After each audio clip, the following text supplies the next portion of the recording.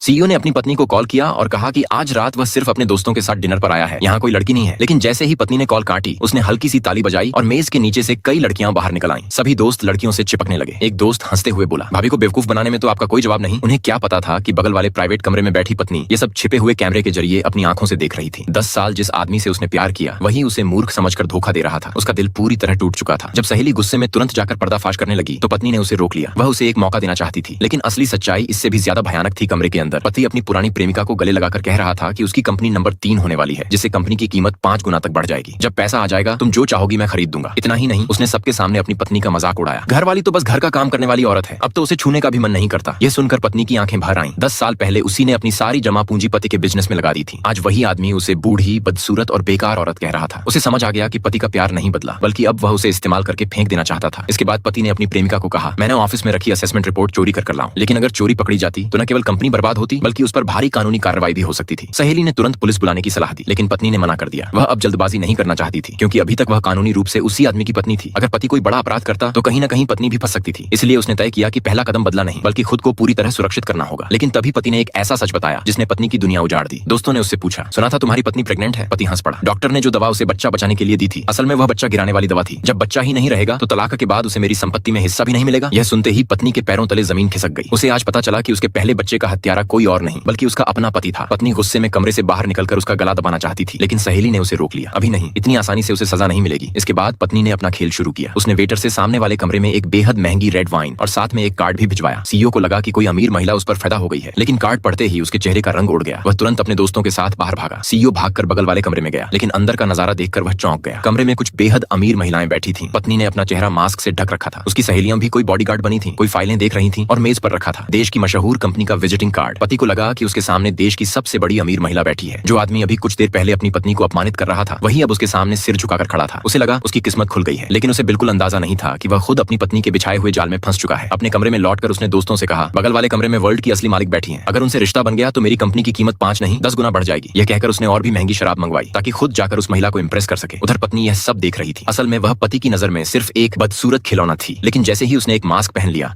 और दुनिया की मालिक बनकर बैठ गई, उसी आदमी की नजर में वह सबसे बड़ी वीआईपी बन गई। सहेली ने पूछा, अगर वह दोबारा मिलने नहीं आया तो? पत्नी मुस्कुराई और बोली, मैं उसे बहुत अच्छी तरह जानती हूँ। ऐसे लोग जहाँ जरा सा भी फायदा देखते हैं, खुद पूंछ हिलाते हुए वहां पहुंच जाते हैं। अब मैं उसे बताऊंगी कि असली बर्बादी किसे कहते हैं।